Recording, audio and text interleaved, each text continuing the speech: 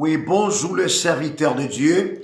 Nous nous réjouissons parce que le Seigneur nous a encore donné le souffle de vie et je suis certain que même le Seigneur vous a protégé pour que vous puissiez continuer à prêcher en enseignant. Ne suivez pas les hommes impies qui dérangent sur le net. Non, non. Ce sont des bouts, ce sont des hommes impies livrés déjà à l'esprit antéchristique. Et quant à nous, nous persévérons, comme le Seigneur lui-même l'aurait dit, que celui qui persévérera sera sauvé. Voilà, nous sommes de retour au sujet du thème que nous avons, un thème parfois qui a beaucoup aidé d'autres gens, ceux-là qui nous ont suivis. Il y a également ceux-là qui n'ont pas encore pu suivre cela. Mais à l'œil de Dieu, ils suivront et ils comprendront. Je suis certain que nous avons épinglé, j'ai toujours donné les versets parallèles entre l'enseignement du Maître et Seigneur Jésus-Christ avec l'enseignement de l'apôtre Paul pour que vous compreniez comment est-ce que même l'apôtre Paul savait ça. C'est pourquoi j'ai toujours dit qu'en fin de compte, l'apôtre Paul finira par dire, en tout cas, moi aussi je confirme la loi. Il dit bien, nous confirmons la loi. Maintenant, aujourd'hui, nous sommes censés de continuer, c'est-à-dire vous donner l'origine de la brise de l'unité dans l'église primitive. L'église primitive était tellement unie, l'église primitive enseignait également la circoncision, mais à l'arrivée de Saül, l'apôtre Paul, alors il y aura une division pour que certains apôtres restent appuyant la circoncision et d'autres apôtres vont s'opposer de la circoncision. Et leur opposition a été démontrée pour quelles raisons que l'apôtre Paul a dit que ce n'est pas la loi ou les œuvres de la loi qui en réalité peuvent nous sauver. Il avait tellement raison, mais lui-même, en fin de compte, il vous dira qu'il n'est pas contre la loi. Il n'est pas contre la loi des circoncisions. C'est cette loi que nous traitons. C'est la raison pour laquelle je vous ai dit que les apôtres laissés par le Seigneur Jésus-Christ, tous ces apôtres-là vont rester pour la circoncision. Même Jacques, le frère de Jésus-Christ lui-même. Il restera du côté de la circoncision, tandis que quand Saül, l'apôtre Paul, fit appeler, quant à lui, il va venir dire non, niet à la circoncision. Oui, son opposition a été parfois mal interprétée par beaucoup de gens, mais pour lui, il voulait tout simplement montrer que, en tout cas, la circoncision ne prend pas le dessus sur le salut. Là, d'accord avec le serviteur de Dieu. Mais au fil du temps, lui-même, quand il aurait écrit l'épître aux Galates en l'an 48, quand bien même les autres disent que c'était en l'an 50, mais c'était en l'an 48, lors même de la conférence en Jérusalem, dont je vais traiter aujourd'hui pour que vous sachiez comment est-ce que l'église primitive a été divisée, la brise de cet union-là par la venue de l'apôtre Paul. Après quoi l'apôtre Paul va toujours continuer jusqu'à même à écrire l'épître aux Corinthiens à l'an 53, d'autres disent à l'an 54, peu importe. Alors l'apôtre Paul commencera à atténuer. Vous comprenez? Il commence à atténuer, à dire pour dire que non, l'incirconcision et la circoncision, alors, n'ont pas de valeur devant le Seigneur, mais ce qui prime, c'est l'observation du commandement de Dieu, autrement dit, de la loi de Dieu. Or, la circoncision est aussi une loi. Une alliance que Dieu aurait traitée avec le patriarche Abraham. Ceci est connu de tous. C'est pourquoi je vous ai dit que, alors, le serviteur Moïse allait être tué parce que c'est convulsé quand le Seigneur l'aurait attaqué. Vous savez que sa femme connaissait aussi la pratique de l'ablation enlever le prépuce. Elle connaissait ça, elle négligea. C'est la raison pour laquelle elle est intervenue lors où le Seigneur attaqua Moïse. De même aussi, vous pouvez vous demander comment est-ce que vous vivez avec le Seigneur de la sainteté, mais vous sentez toujours des attaques de la part de Dieu qui permet à ce que vous puissiez quand même vous retrouver. C'est la raison pour laquelle nous avons dit que tirez attention avec beaucoup de gens qui vous disent que nous ne sommes pas sous la loi, nous sommes sous la grâce. Attention, la grâce, elle est venue pour nous permettre à ce que nous puissions observer la loi là. Ce n'est pas dire que la grâce, le Saint-Esprit est venu pour nous détacher de la loi. Non, la loi est toujours là. La loi, elle sera toujours là. Même au ciel, quand vous constatez, il y a les anges qui sont là, il y a aussi la loi du ciel. Je ne sais pas si au ciel, il n'y a pas le Saint-Esprit. Pour que vous disiez qu'au ciel, il n'y a pas la loi. Et que vous disiez que sur la terre ici, là où il y a beaucoup de dangers, là où il y a beaucoup de problèmes, de complications, de troubles, et qu'il n'y ait pas à la soumission à la loi, à l'observation à la loi, mais que vous disiez que non, nous ne sommes pas sous la loi, c'est ce que disent beaucoup de gens. Mais aujourd'hui, ce qui va nous amener, c'est traiter quand même Actes des Apôtres, le chapitre 15, pour connaître d'où est-ce que cela avait commencé et que l'apôtre Paul, avec son équipe, s'est s'opposer à la pensée. D'accord. Prenons, en tout cas, Actes des Apôtres, le chapitre 15, le verset 1. Quelques hommes venus de la Judée enseignaient le frère, pas dans la synagogue, enseignaient le frère en disant, si vous n'êtes circoncis selon le rite de Moïse, vous ne pouvez être sauvés. Voilà, là, c'est étonnant.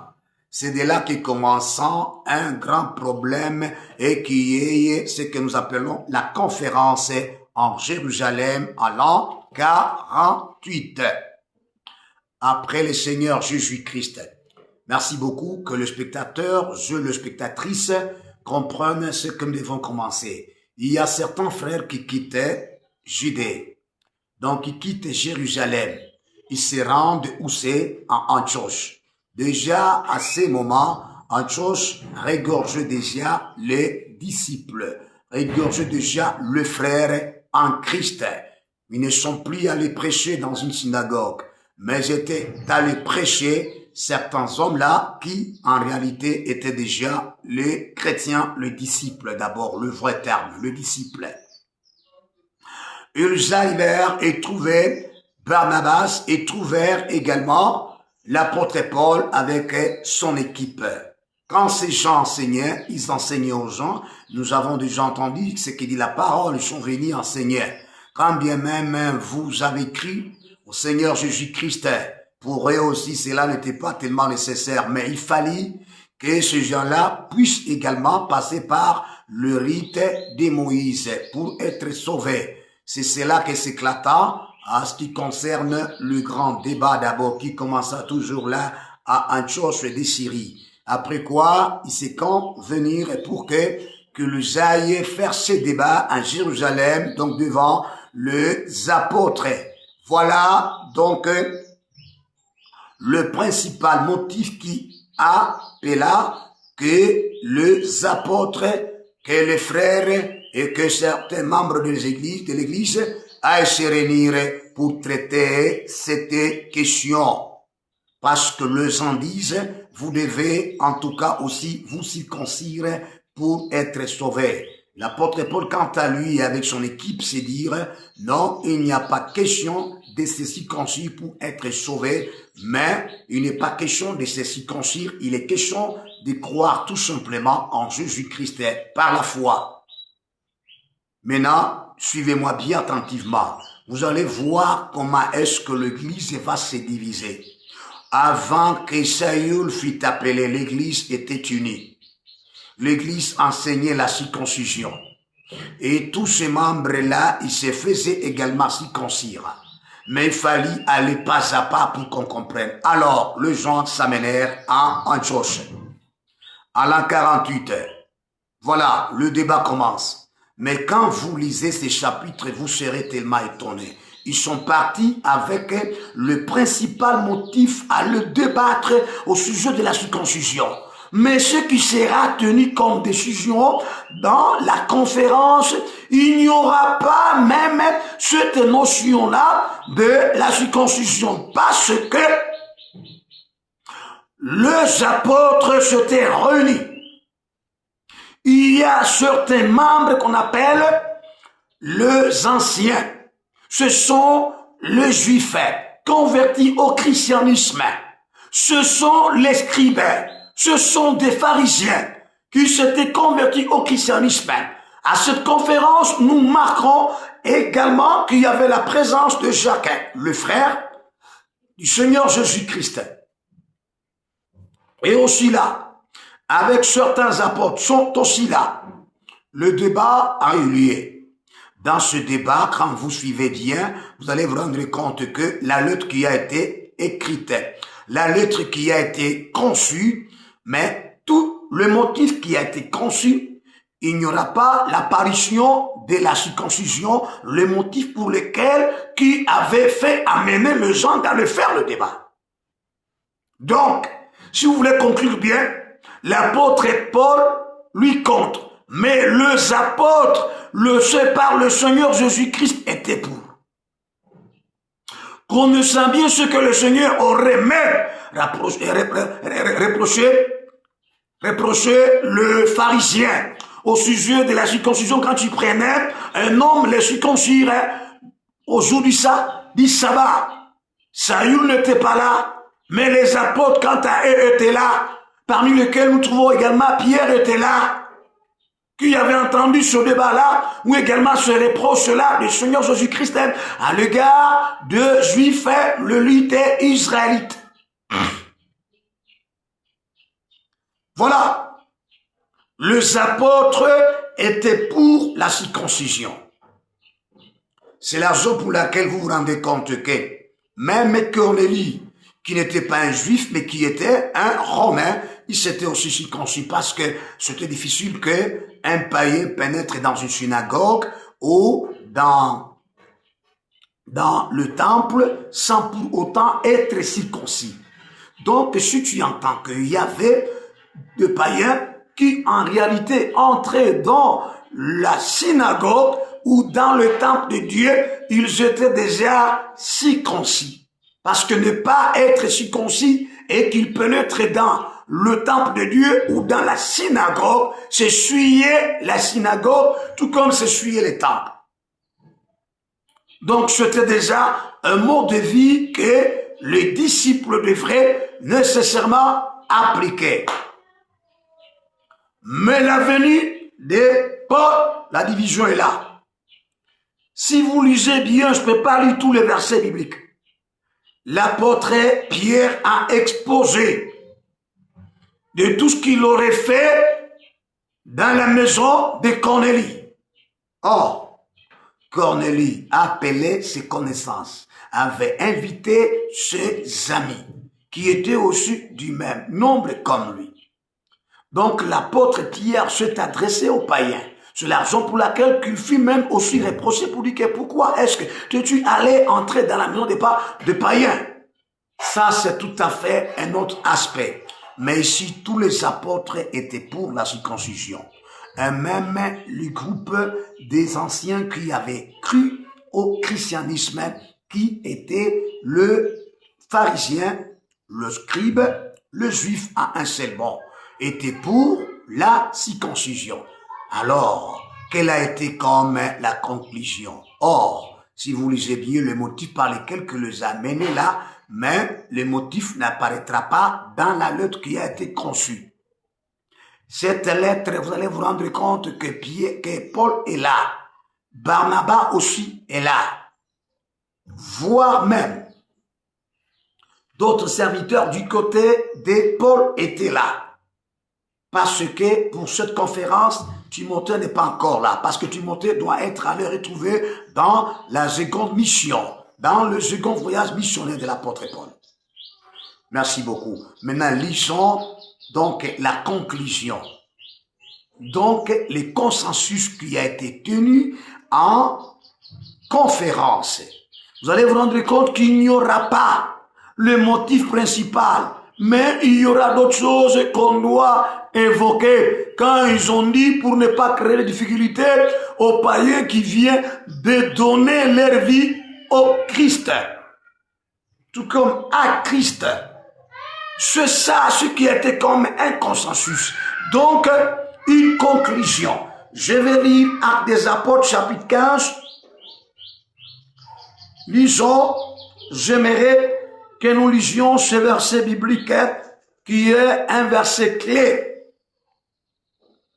Le verset 27 jusqu'au verset 29.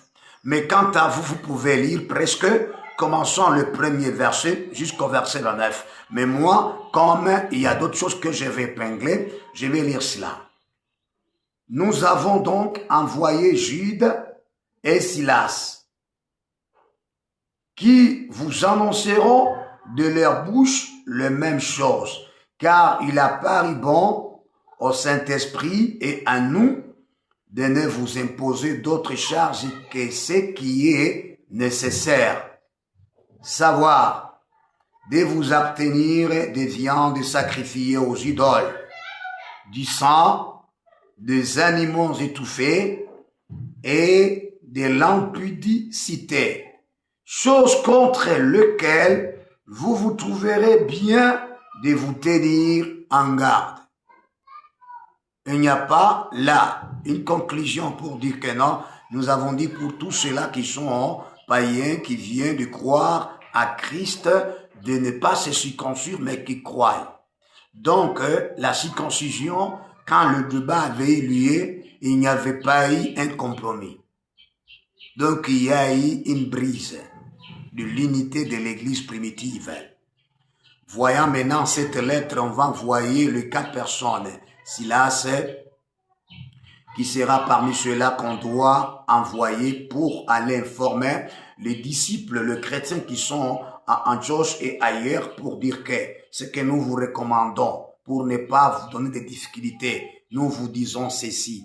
Alors, il serait nécessaire que vous ne puissiez pas manger les animaux étouffés. Donc, les animaux qui sont morts d'eux-mêmes. Vous comprenez? Et également de vous éloigner de l'impudicité. De ne pas manger du sang des animaux. Pour votre information, moi je mange du sang des animaux. Après quoi, il y a un autre motif qui doivent donner aux disciples de ne pas le faire, de ne pas manger les aliments ou les viandes sacrifiées aux idoles. Ça c'est bien. De ne pas manger du sang. Ça c'est en parenthèse. Vous comprenez? De ne pas manger les animaux étouffés. C'est entre parenthèses. Nous ne sommes pas le témoin de Jéhovah. Vous savez, quelqu'un peut manger un animal étouffé qui vient de mourir de soi. Si cet animal est là ou cet oiseau-là n'avait pas été atteint d'une maladie. Parfois, nous refusons de ne pas manger les animaux ou également les oiseaux étouffés si cet oiseau ou si cet animal a une maladie. Parce que ce qu'on est en train parfois de s'échapper, ce n'est pas parce que l'oiseau est mort ou parce que l'animal est mort alors qu'on doit avoir peur. Non, on a peur de cette maladie qui a fait mourir cet animal ou cet oiseau. Oui, il y a ceux-là qui utilisent. Mais de s'éloigner de l'impudicité, là d'accord avec le sens de l'écriture, de s'éloigner des viandes sacrifiées aux idoles. Oui, souvenez-vous des enfants d'Israël quand ils quittèrent Égypte pour se rentrer dans le pays des Canaan, quand ils arrivèrent près de Moab. Vous comprenez par là. Là, c'est un danger permanent, un danger imminent auquel nous devons faire face, tout le monde. Merci beaucoup. Mais quand vous vous rendez compte ici, il n'y a aucune mention de dire que alors le païen là, le gentil là, qui avait écrit au Christ qu'il ne devrait pas se circoncire, tout comme qui devrait se circoncire. Donc c'est tout à fait un de ceux qui a été, en tout cas, compliqué. Il n'avait pas trouvé le consensus à la conférence. Donc chacun était sorti avec sa façon de concevoir. Les apôtres restent du côté de la circoncision, tandis que l'apôtre Paul, avec son équipe, ils doivent rester donc à ne pas circoncire. Je suis certain que les apôtres ne s'étaient pas entendus.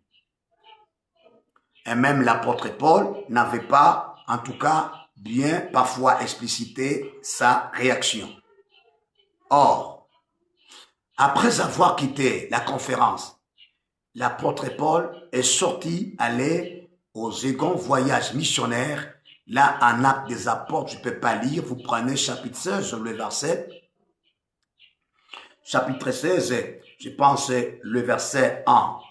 Souvenez-vous quand il est arrivé en Lystre, dans une ville où se retrouvait Timothée. Timothée, c'est un païen. Son père grec, mais sa mère est juive, qui n'était pas circoncis. L'apôtre Paul l'a pris et l'a circoncis. Donc, ceci, au fil du temps, vous allez vous rendre compte que, alors, Tite ne pourra pas se circoncire tant qu'il était grec. Pourquoi? Ce n'était pas parce qu'il a été poussé par l'apôtre Paul. C'est parce que de lui-même. Là, je ne peux pas entrer en profondeur. Vous voyez que lors de la conférence n'avait pas donné des solutions. Mais ce qu'on a écrit, c'est autre chose par rapport au motif principal. Le motif principal, c'est la raison pour laquelle vous allez vous rendre compte. Autant de l'épître que je vous ai parlé, l'épître aux Galates qui a été écrite aussi en l'an 48, que l'apôtre Paul, c'est ce que je vais prendre, que l'apôtre Paul va dire que non, celui qui a fait de Pierre l'apôtre des circoncis, il en a fait de moi un apôtre des incirconcis. Merci. Suivez-moi attentivement. Je prends Galates, chapitre 2, le verset 7 jusqu'au verset 9. Vous allez vous rendre compte qu'il y a quelque chose qui cloche là. L'apôtre Paul va chercher toujours à défendre son ministère. Pour quelle raison? Parce qu'il s'est tellement rendu travailler aux païens. Il s'est rendu aux païens. Mais à vrai dire, nous devons comprendre que l'apôtre Paul, avec son ambition, avec son équipe, il est allé vouloir défendre son ministère. Ne pas défendre son ministère, se mettre son ministère dans le chaos. Attention, c'est tout à fait ce que moi j'appelle la méthode paulinienne. Cette méthode paulinienne, elle est appliquée par beaucoup de pasteurs. Hein. Je vais revenir avec notre vidéo pour vous parler de la méthode paulinienne. Voilà l'apôtre Paul, qu'est-ce qu'il dit en Galates chapitre 2, le verset 7 jusqu'au verset 9. Il dit ceci. Au contraire, voyant que l'évangile m'avait été confié pour les incirconcis, comme à Pierre pour le circoncis. Quand dit à Pierre, c'est-à-dire derrière l'apôtre Paul, et derrière l'apôtre Pierre, il y a des apôtres. Vous comprenez, au lieu de tous les citer, mais c'est seulement Pierre. Quand il cite Pierre, c'est-à-dire, il fait allusion à tous les apôtres. D'accord. Alors, le verset 7. Le verset 8. Car celui qui a fait, c'est Christ, hein, car celui qui a fait de Pierre l'apôtre des circoncis a aussi fait de moi l'apôtre des païens, des incirconcis. 9. Et ayant reconnu la grâce qui m'avait été accordée, Jacques, Céphas et Jean, qui sont regardés comme des colonnes, me donnèrent à moi et à Barnabas la main d'association afin que nous allions nous vers le païen, vers les incirconcis et eux vers les circoncis.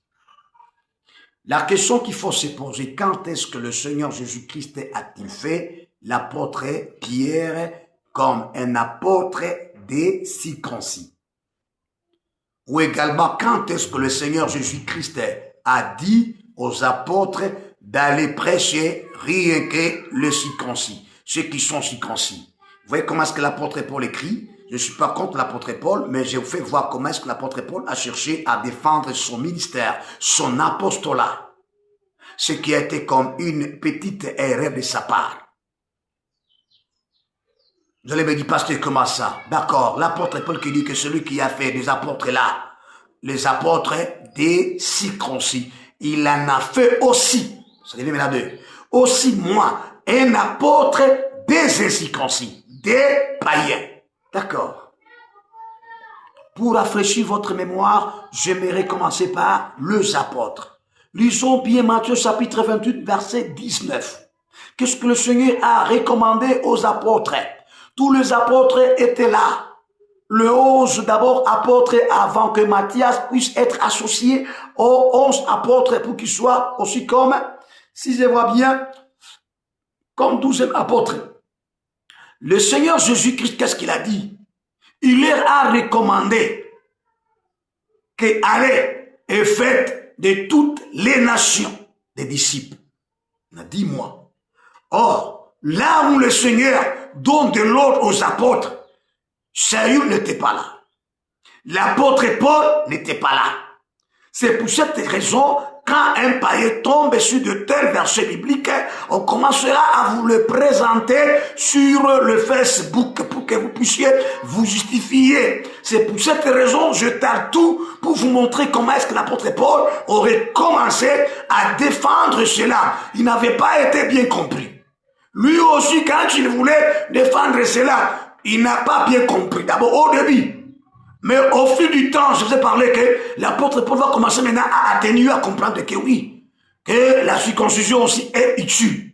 Mais elle ne prend pas la place du salut. Voilà ce qui allait être explicité pour que tout le monde comprenne et que les païens aussi comprennent. Là, le Seigneur envoie les apôtres de se rendre aux nations. Je ne sais pas ce que signifie les mots nations. Nation, donc, les incirconcis. Déjà à cette époque-là, avant que le Seigneur donne même l'ordre. Or, la loi de la circoncision a été déjà enseignée parce qu'à cette époque, le synagogue était dans les différentes villes des païens. Là où on enseignait quoi? La circoncision. Là où même l'apôtre Pierre a pu épingler au moment de la conférence. Il dit qu'au sujet de la loi de Moïse est là. Elle est déjà établie dans des villes. Déjà, on enseigne Moïse. Il fait référence, ça fait allusion à la circoncision. Est-ce que vous comprenez bien? Celui qui a fait des pierres, l'apôtre des circoncis a aussi fait de moi, et à Barnabas, l'apôtre des incirconcis des païens. En tout cas, étonnant. C'est pourquoi l'apôtre Paul, vous devez le lire avec beaucoup d'idées, avec beaucoup de l'esprit pour comprendre qu'est-ce qu'il voulait dire. Alors, prenons, du côté des apôtres, c'est bien connu que le Seigneur les a recommandés à aller aux païens, aux incirconcis, d'aller enseigner, car cela ne tienne. Donc, les apôtres ne s'étaient pas tellement dirigés seulement aux païens. Ils avaient même prêché, ou c'est aux juifs. Je ne peux pas vous faire de la morale. Si vous lisez Actes des apôtres, chapitre 2, les nations étaient là. Même les juifs étaient là. Et même les juifs s'étaient convertis. Ok? Vrai ou faux? Les me dit que c'est vrai. Prenons maintenant du côté de l'apôtre Paul qui dit que celui qui l'a appelé aussi, il lui a fait un apôtre des incirconcis. Prenons Actes des apôtres. J'aime lire ça. J'aime étaler le verset parallèle pour que vous compreniez comment est-ce qu'il faut interpréter la tête de l'apôtre Paul. Oui, prenons Actes des apôtres chapitre 9. Je suis certain que le Seigneur va dire à Saül avant qu'il soit Paul. Il lui dit que, en tout cas, toi, entre d'abord à Damas, dans la ville. On va te dire ce que tu feras, mon nom, ce que tu vas souffrir pour mon nom. Tu vas te rendre aux nations. Tu vas te rendre au roi. Au roi, entre parenthèses, nous pouvons dire, ça peut être le roi des Juifs, tout comme le roi des païens. Troisième réalité, tu dois te rendre aux Juifs, aux enfants d'Israël. Or, se rendre aux Juifs, ce sont les circoncis. Pourquoi est-ce que l'apôtre Paul finira dire pour dire que non, moi, celui qui m'appelait, il m'a fait un apôtre des incirconcis. Ça pose déjà un problème. Si vous ne savez pas, vous n'allez pas comprendre qu'est-ce que l'apôtre voulait dire. Il n'y a pas le mal, il n'y a pas la contradiction comme parfois un païen peut tomber sur cette vidéo après commencer à étaler comme si c'était une contradiction. Non. Chaque serviteur cherche à défendre son travail, son ministère qu'il aurait déjà fait un record. Ne pas le défendre, c'est le faire tomber. Mais si vous voulez le défendre, défendez-le dans une bonne cause. J'aimerais que nous lisions avec vous, le serviteur de Dieu, Actes des apôtres, le chapitre, j'aimerais que nous lisions seulement le chapitre 9, le verset 15. Point très. Parce que là, je ne peux pas aller très loin.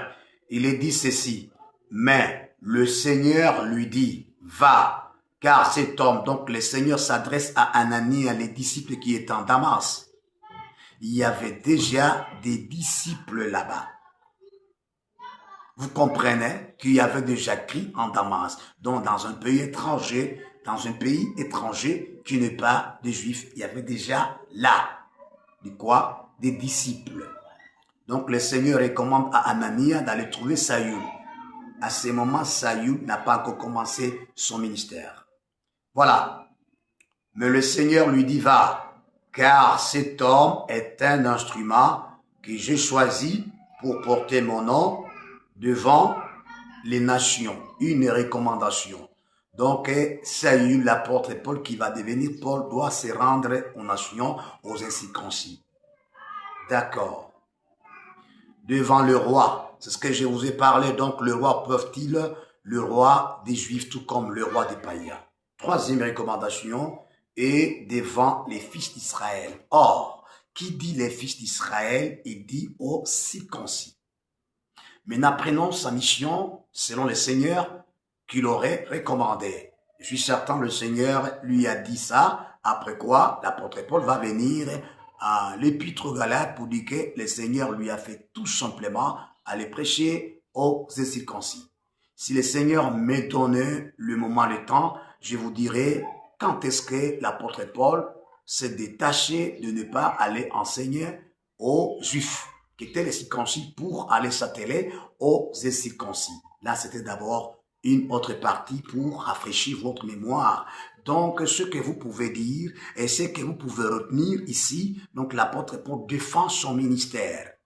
Parce qu'il se donnait beaucoup aux Juifs pour les enseigner, mais il a trouvé d'opposition. Les Juifs qui ne voulaient pas. Surtout, les Juifs ne voulaient pas au sujet de la circoncision. Non, les Juifs s'opposaient au sujet de ce que l'apôtre Paul disait que non, Jésus est le Messie et le Sauveur. Là, il s'est rendu compte, il s'était heurté à deux pierres terribles, après quoi l'apôtre Paul finira par dire, vous retrouvez vous-même indigne de cette parole. Or, c'est vous qui devriez enseigner cette parole aux autres ou encore enseigner cet évangile, cette nouvelle aux autres. Mais comme vous êtes en train de repousser cet évangile, comme ça je me tourne, je vais maintenant vers le païen. C'est de cette façon que l'apôtre Paul va se détourner contre les Juifs pour aller au païen. Alors le païen, il a trouvé qu'au païen, il a trouvé une faveur parce que les païens ont embrassé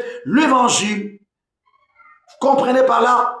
Maintenant, l'apôtre Paul, ce qui a eu comme une faiblesse en apôtre Paul, il n'a pas pu leur parler de la réalité au sujet de la circoncision, il s'est tué. Pour le défendre à cause de ce qui était comme un débat. Alors les païens ont trouvé une porte, alors les païens ont commencé à entrer dans l'église, ils ont rempli les églises, alors implantées par l'apôtre Paul et avec Barnabas et avec ses associés. Sans pour autant leur enseigner que vous aussi, vous devez vous circoncire comme le Seigneur l'aurait dit à notre patriarche que ça ne sera pas seulement avec votre postérité, il dit même avec celui que vous pouvez acheter, même un étranger. Voilà que les nations, ce sont les étrangers auxquels l'apôtre Paul devait également enseigner pour dire que vous devez aussi vous circoncire. Parce que cette alliance-là, d'Exode, le chapitre là, que nous avons attaqué 4, le verset 4 à 26. Ça vient de Genèse 17. Cette alliance que le Seigneur aurait traitée ne concernait pas seulement de la postérité d'Abraham, et même de ceux-là à qui a pris d'argent, et même des étrangers, et même tout celui qui n'est pas de la nationalité ou également qui n'est pas de la tribu des enfants d'Israël. Voilà ce que l'apôtre Paul aurait quand même voulu faire, mais ce qui n'avait pas été fait par l'apôtre Paul. Pourquoi dire ça pour lui? Je ne sais pas si ça pourrait être comme un choc. Je vais revenir avec vous, que le Seigneur vous bénisse. C'était les bergers chez Bailunga Dadi. Nous sommes en train d'épingler un grand thème. Ce que je vous recommande, vous, les enfants de Dieu, le serviteur de Dieu de partout où vous êtes, ne manquez pas cet enseignement, ne privez pas. En tout cas, c'est des circoncisions à vos enfants. Parce que plus tard, je vais parler des avantages de la circoncision, en tout cas physique, par rapport d'abord de la circoncision spirituelle, qui est comme le salut en réalité. Que le Seigneur vous bénisse. Nous vous invitons de vous abonner, de partager, de liker également pour ne pas manquer les notifications. Alors, pour ne pas être en retard pour nous, nous numérotons le vidéo pour que si vous tombiez sur la troisième vidéo, veuillez chercher la première vidéo au sujet de la circoncision. Là, le Seigneur pourra vous ouvrir pour comprendre quoi est-ce que nous sommes en train de vous dire. Et même l'apôtre Paul n'est pas contre la circoncision. Au contraire, il est en train donc de confirmer la circoncision quand vous lisez Épître aux Romains, le chapitre 3, le verset 31. Il dit, anéantissons-nous donc la loi par la foi. La loi dont tu parles, c'est la loi de la circoncision. Anéantissons-nous donc la loi par la foi. Il dit loin de là, il refuse. Il dit au contraire, nous confirmons la loi. Merci beaucoup. Pourquoi il confirme la loi? C'est parce que la loi est utile. Hein? Bon, l'apôtre Paul est compris maintenant cette fois ci. Parce que la loi est utile, mais la loi ne nous procure pas le salut. Le salut sur le fait de croire à Christ. Et croire seulement, ce n'est pas déjà quand quelqu'un croit, il a le salut. Non, on doit croire. Il y a également 2 étapes avec lesquelles que vous pouvez quand même vous affronter pour avoir le salut. C'est ça ce qui est important dans la vie. Si le Seigneur le touche, nous le veulent, nous puissions également parler de la réalité du Saint-Esprit. Si le Seigneur le veut, je vais en toucher également. Quand est-ce qu'on veut parler, quelqu'un est sauvé. Ce n'est pas comme vous voyez les gens, ça. Le voix qui sont là, les gens qui sont là, qui vous disent qu'ils sont sauvés, mais en réalité, ouais, ce qu'ils vous commettent là, ça ne montre même pas que ce sont même ces gens qui ont même crié. Que Dieu vous bénisse, c'était le berger Sheba Ilunga Dadi. Nous vous invitons à vous abonner pour ne pas manquer d'autres choses. Amen.